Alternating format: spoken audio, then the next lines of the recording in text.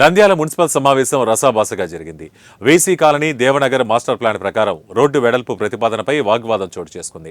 Road వెడల్పు చేస్తే పేదలు నిరాశ్రయులవుతారంటూ టీడీపీ కౌన్సిలర్ బాబువలి వాదన చేశారు. YCP municipal chairperson Babunnisa bill pass చేయడంపై కౌన్సిల్లో గందరగోళం నెలకొంది. ఏకపక్షంగా వైసీపీ చైర్పర్సన్ బిల్లును ఓకే చేశారంటూ టీడీపీ కౌన్సిలర్ వాదించారు.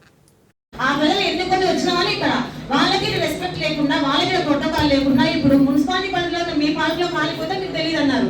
సో ప్రోటోకాల్ కౌన్సిల్ పిలవలేదంటే మాకు తెలియదు అంటున్నారు. మరి మీరు ఏ విషయాలు మీకు ప్రెజర్స్ ఉండొచ్చు, గవర్నమెంట్ మీద మీకు పనులు ఎక్కువ ఉండొచ్చు, బట్ ఇక్కడ ప్రోటోకాల్ అనేది ప్రతి ఒక్కరికి ఇస్తారు కదా.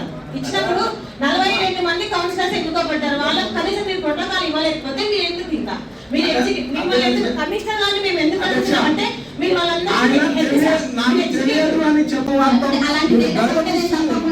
తీసుకుంటానండి. నా నోటీస్ లో ఆల్రెడీ మన రావడం జరిగింది. నేను కమిషనర్ మీరు ఒక నెల చూస్తాను, మీరు తీసుకోకపోతే రిటర్న్ ఇస్తాను, మళ్ళీ ఇదే కౌన్సిల్ అడుగుతాను అధ్యక్ష.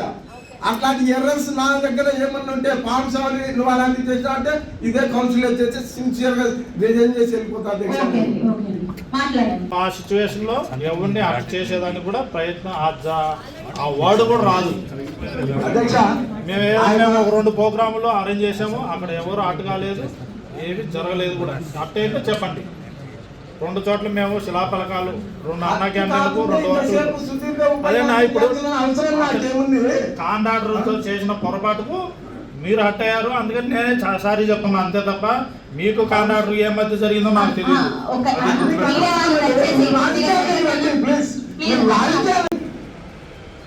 ఊకే మాట్లాడి నేనేదో కింద గుండె కింద ఉంటాను అధ్యక్ష, నాకు దానికి తెలియదు, మాకు తెలుసండి ఆయన్ని. దయచేసి కూర్చోండి, మిగతా వాళ్ళకి కానీ అవకాశం ఇద్దాం.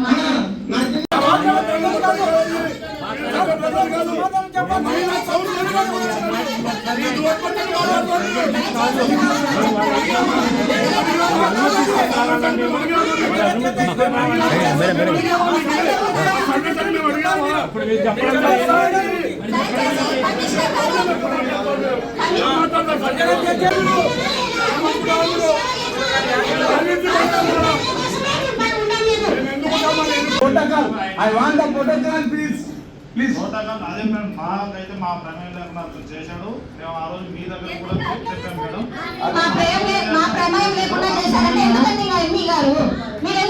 మేము అతని మీద